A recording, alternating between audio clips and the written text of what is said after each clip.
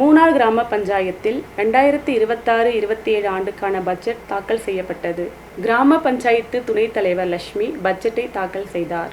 மூணார் கிராம பஞ்சாயத்தில் 2026-27 ஆண்டுக்கான பட்ஜெட் தாக்கல் நடத்தப்பட்டது. கிராம பஞ்சாயத்து ஹாலில் நடைபெற்ற நிகழ்ச்சியில் பஞ்சாயத்து தலைவர் எஸ். விஜயகுமார் தலைமை வகித்தார்.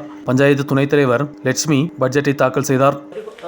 1,71,98,300 உள்கட்டமைத்துறைக்கு இன்ஃப்ராஸ்ட்ரக்சர் செக்டர் ரூபாய் 2 கோடியே. மூணார் பகுதியில் பல்வேறு வளர்ச்சி திட்டங்களை முன்வைத்து பட்ஜெட் தாக்கல் செய்யப்பட்டதாக அதிகாரிகள் தெரிவித்தனர். மூணாரில் பேருந்து நிலையம் அமைப்பதற்கும், குப்பைகள் நீக்கம் செய்யும் திட்டத்திற்கும், தோட்ட தொழிலாளிகளின் நலத்திட்டங்களுக்கும், முதிரைப்புழை ஆற்றின் சுத்திகரிப்பு உட்பட உள்ள பணிகளுக்கு பட்ஜெட் அனுமதிக்கப்பட்டுள்ளதாக பஞ்சாயத்து தலைவர் கூறியுள்ளார். പല വർഷ കാത്തിരിപ്പിനായിട്ടുള്ള ബസ് സ്റ്റാൻഡ് ഉൾപ്പെടെയുള്ള ബസ് സ്റ്റാൻഡും പിന്നെ നാം നേരിടുന്ന ഏറ്റവും വലിയ വെല്ലുവിളികളാണ് മാലിന്യ നിർമ്മാർജ്ജനം.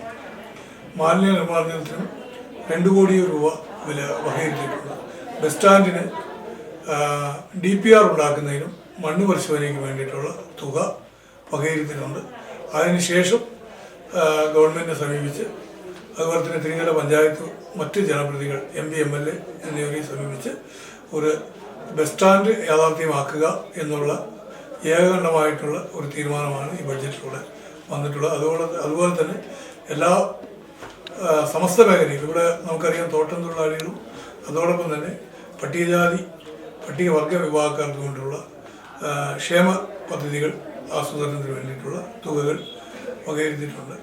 പിന്നെ കേസ്മാർട്ട് ആയതുകൊണ്ട് நிகழ்ச்சியில் கிராம பஞ்சாயத்து செயலாளரும் பஞ்சாயத்து உறுப்பினர்கள் உட்பட ஏராளமானவர்கள் பங்கெடுத்தனர். News bureau, Munnar.